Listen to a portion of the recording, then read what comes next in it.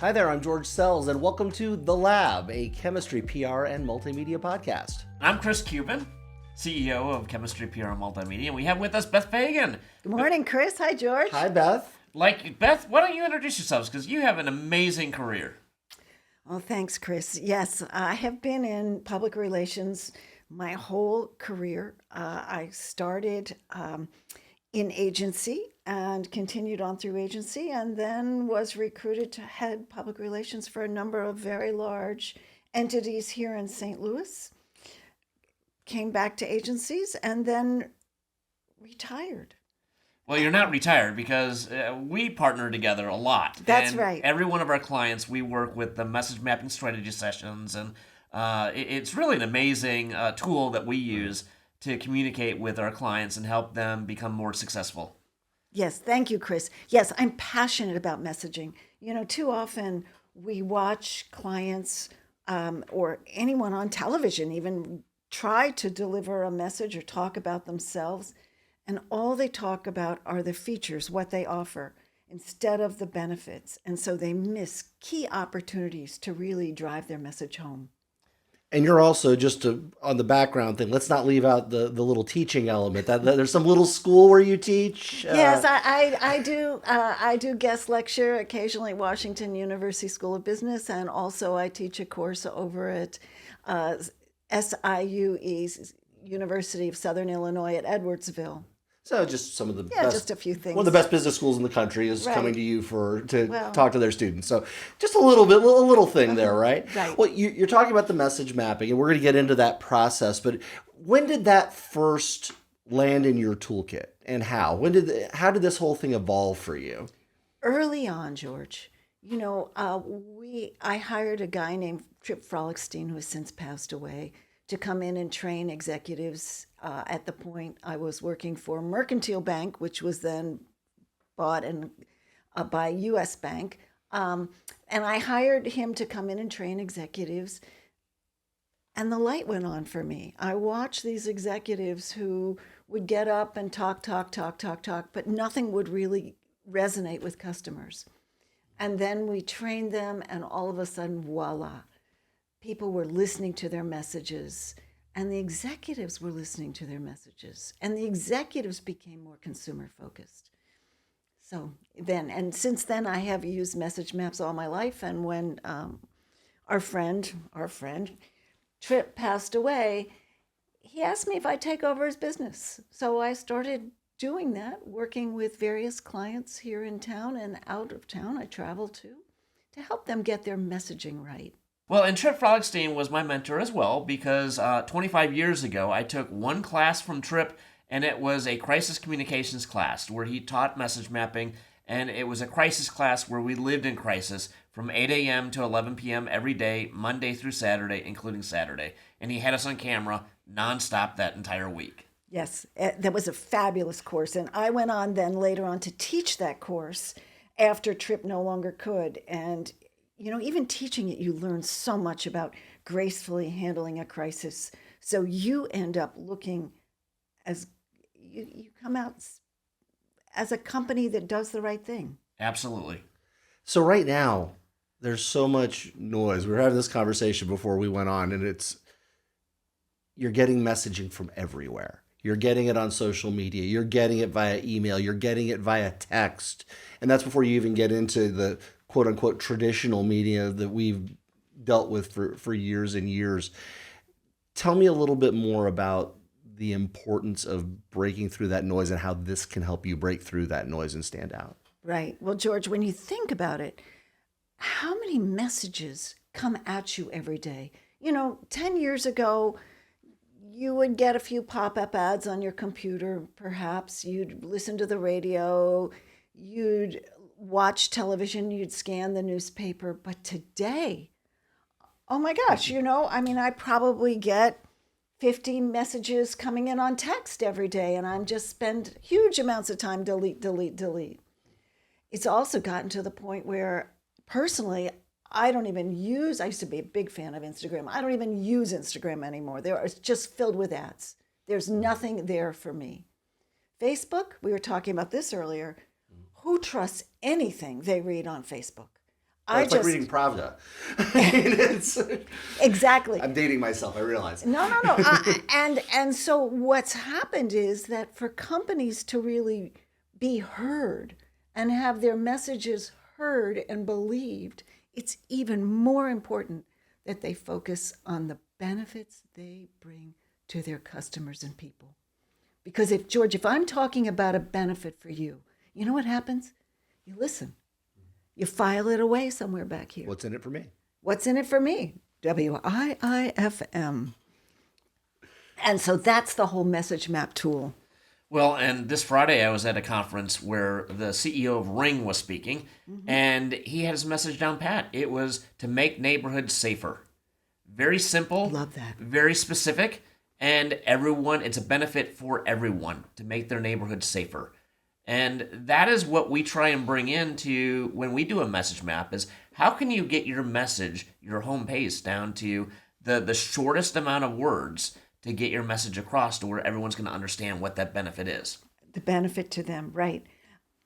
If I'm allowed to say this, I think what's happened with Tesla is a prime example of how not having a message focused on its customers has really hurt their car sales. Because Musk became the message, and his whole government dabbling and whatever he was doing became the message, not the Tesla car. And the brand slipped. Exactly. It didn't help that he made like the ugliest truck ever put on the road either. No, but he's still, they make a good car. Mm-hmm. But yeah. I wouldn't try and drive a Tesla. I don't think he cares about me. And in today's world, a message has to convey from a company that they care about their consumer, that their number one job is to benefit the lives of the people that they serve. So next step with that, what is the biggest mistake you see people making with their messaging? Talking about themselves and talking about their features and not talking about their customers. If you talk about a feature, let's say you are a builder. Your message should be, we build buildings that help clients be more successful. And how do we do that? Then you can list your features. But if you just say, we build great buildings, there's no benefit in there for your clients. Absolutely. I mean, and let's take a look at some of the messages that we've developed for some of our clients. Just recently, we did My Life in a Bag, which is a nonprofit here in St. Louis. And we boiled it down to My Life in a Bag improves the lives of children in foster care. And that is their home base. It all starts with the home base and then the positive proof points around it. So why don't you talk a little bit about what home base is and then what the positive proof points are? Right. And Chris, you recall when they came to us, they were all over the place. They couldn't tell you in just a few words what their mission was. They took about 45 minutes explaining what they did and how they did it. So Right. we were able to help them in one of our strategy sessions, condense that down to just a few They words. improve the lives of kids in foster care. And that is something that we can all care about. Definitely. And Nobody's going to there's- argue with that. No, you can't argue with that. And how do they do it? Well, they buy the kids socks and a week's worth of toiletries and things like that to help the kids start in their new home. In fact, we have it right here. We do. The whole message map is on one piece of paper that kind of explains who they are, what they do, why they do it, and how they do it. But it all starts with improving the lives of kids in foster care. So right there in the middle is the benefit that they bring. And that's a benefit that tugs at your heart. Your benefits have to be not about you. They have to be about the people you're trying to reach. They were looking for more donations so they could help more kids. So they really needed to have this benefit that tugged at our hearts, and it worked. What about another success story? Tell me another one that you've done with message mapping where you walked out and you felt like, I really helped that client. Right.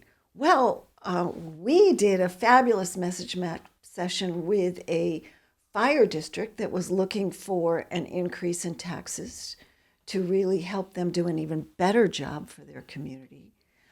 And they also were all about their features. Instead of about the benefit, that they save people's lives. Chris, do you I have think that I one have it there? here. So the message map is saving citizens' lives and property is our number one It's priority. our number one priority. That way, when they were looking to ask people to vote to increase property taxes and increase their funding, it wasn't about them. It was all about the fact that they were saving citizens' lives and property. And the ultimate measurable on that one is that the bond issue passed. The bond issue passed, exactly. That's a tough one in our business, both with messaging and just in communications PR in general, is the idea of the measurable.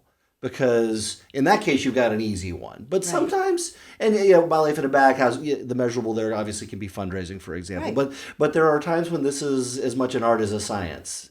How much of a challenge is that? I would answer that two ways. As P.T. Barnum said, I know half of my advertising is working. I just don't know which half. So, in terms of having the right message, you won't see it right away, but you will see it. Because all of a sudden, if you are the CEO or the leadership of a company and you are talking about your mission to improve the lives of your customers, then pretty soon the people you employ will also be talking about that. And pretty soon their service will be focused on that. And they will be taking a better job of customers. And there have been studies out there that have shown that companies can actually increase their bottom line by as much as 20% because those people working for those companies, if they feel like their mission is to improve people's lives, they do a better job with their customer service. And customers feel comfortable buying from them. Well, a lot of times, these message maps can also be used in crisis scenarios, which obviously you never want to be in a crisis, but sometimes companies and organizations find themselves in crisis scenarios, and they can go back to their home base and their message maps and identify that that is their key message that they want to put out there in those bad times as well. Exactly, Chris. And as you know, if you have done your work ahead of time and you have gotten out the message that you care about your customers or you care about the people you're serving, or if you're a school, the students come first. If you have that message out there and everybody has heard it a million times and people believe it, boy, they'll give you a huge benefit of the doubt during a crisis. And then you have a crisis message map that just reiterates that your number one priority is the safety of your customers or of your people you work there, and you'll be believed. Do you see a difference? Like you're talking, like in that instance, a crisis with a school, for example, or something like that, or a smaller business. We've got nonprofits, we've got small businesses, we've got public institutions, we've got big, huge corporations. Is there a difference, really, or is this still the foundation, no matter what? Because somebody is sitting there with a small out of their guest room nonprofit is saying, well, the stuff that you do for a big hospital system, which you've got experience doing, that doesn't apply to me. But is it kind of the same across the board? It is totally the same because your customers are the same. If you are a large hospital or you are a school or you are a small nonprofit, you're still talking to people. And people are the ones who are going to listen to you. If your message has a woofum for them, they are going to trust you. They'll believe you because they'll believe you're not in it to protect yourself. You're in it for them. And they'll take action to support you. Well, it's interesting. Another nonprofit that came to us that didn't have their core message down, didn't even know what their message was Roads to Giving. Right. And they sat with us for a couple hours, and we came up with a home base for them is Roads to Giving fund cycling programs to improve the lives of kids. Right. And that was their core home base. And they did this where we had community benefits and why they do it.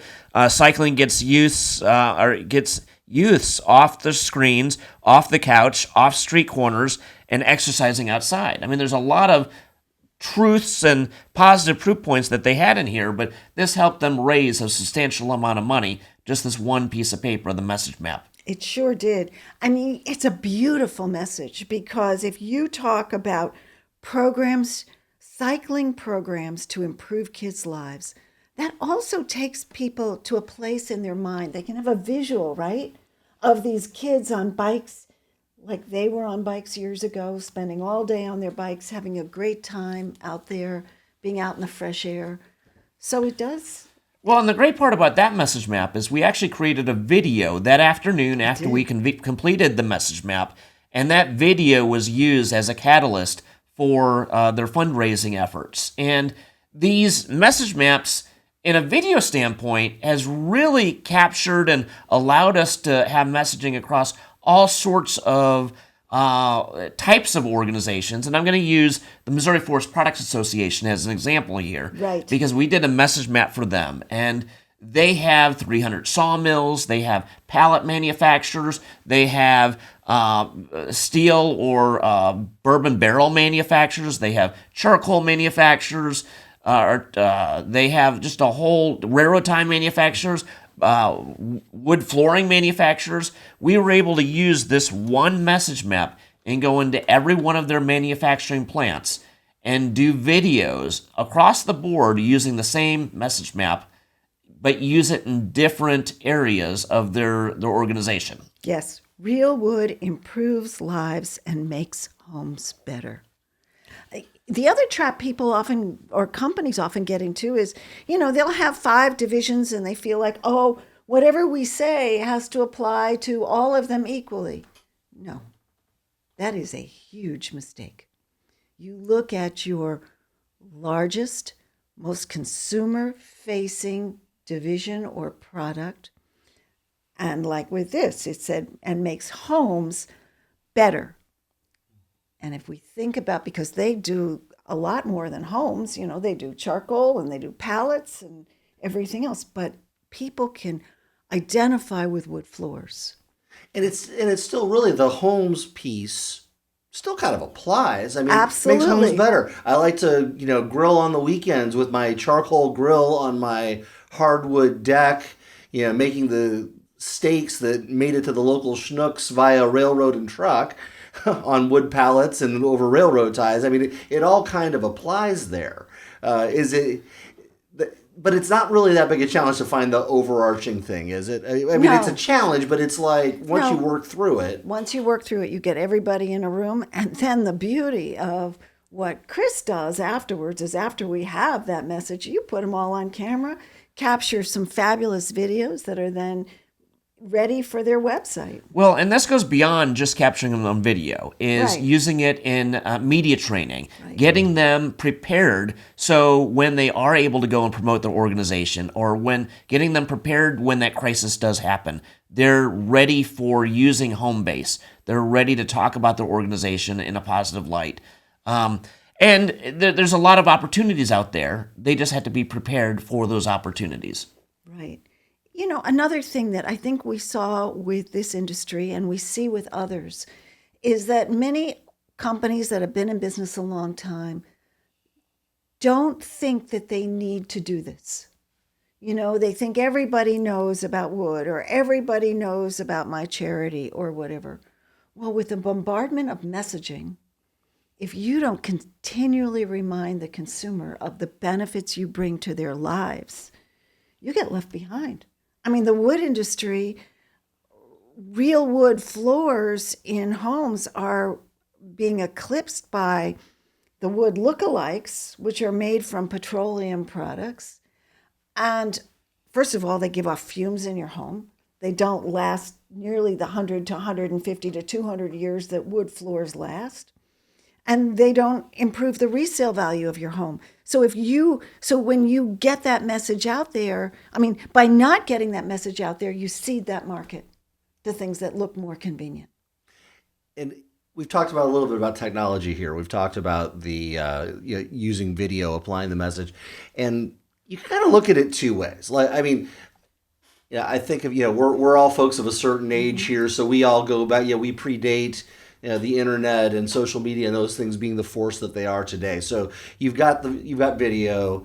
Now you throw in social media. Now you throw in all the different digital advertising, web, geofencing. You can get in all, direct email. There's a zillion things, pop-ups. And we talked earlier about that creating an incredible amount of noise. Do you also see it, though, as creating an opportunity? If you've got that message locked down, do you see how much of an opportunity is there now compared to when we were young pups and didn't have all these different resources? George, I'm glad you brought that up because it is an opportunity. And so many organizations maybe have a person who's, tasked with posting on their Facebook and other social media places. But if that person is not always putting that benefit out there with whatever message or promotion they're putting, they're missing the boat. And they're just noise, and they're not contributing to the overall success. And so that is one thing that you have highlighted very clearly, how you take every social media post and you make sure it has that consumer benefit in there. Definitely. It's a thought process. It really is a thought process Right. as much as anything. So the world is changing. The world's gone crazy. Communications has blown up into 1,000 different ways. I want to put on your Nostradamus hat for me. Do you have any, where do you see things going next? Whether it's I think like an obvious one maybe would be the use or maybe misuse of artificial intelligence. And there's pluses and minuses there certainly, but where do you see things going as far as just how we communicate with people, how we effectively communicate with people, and how we incorporate these fundamentals into that? George, I was thinking about that actually as I was driving in this morning. And how many times have you been locked in a robo cycle when you are trying to get help over the phone, right? Or on the website. I was on Amazon's website trying to get help for a package that was delivered to my house that wasn't mine. I just didn't want it to sit out there and not go to anybody. So I was trying to get through to somebody, and they kept giving me these 5 options, which weren't the options I wanted, and I couldn't get to a human. It took me 25 minutes. So I think I'd answer your question in maybe a new benefit that companies might look at. Instead of trying to fire all your people and replace them all with AI, realize that your customers want to talk to a human. They want to talk to somebody who is not going to put them in a robocall around and, press this and press that, and then it doesn't fit your option, and you try and press 0, and it takes you back to the top of the phone tree. And there you are again. So frustrating. And so if you're putting your key message as something to improving the lives of your customers, and one of your key things off of that bubble would be you're going to have a human being answer the phone. Have a human being answer the phone. You get to talk to real people here. It's Back to the Future. But it's kind of funny that you bring this up because one of our clients that we worked with actually had us tweak the message map specifically for their call center. So the people answering the calls could use the message map to talk to their customers in a way that they could connect better with their customers. Oh, that's lovely. That really is lovely. Yes. There is so much to this, and we could probably go on all day. Yes. But thank you so much for being with us. Beth Fagan of Washington University in St. Louis fame, Southern Illinois University at Edwardsville fame, and more. Chemistry, PR, and multimedia fame. Multimedia This will be our blatant pitch. If you come work with us, you're going to get to work with Beth. Thank you, George. Thank you. Thank you so much for being such a great friend and partner here at Chemistry, PR, and Multimedia. Well, it's a joy to help our clients succeed. And that is Definitely. The Lab. Chemistry, PR, and Multimedia podcast. We'll see you again next time.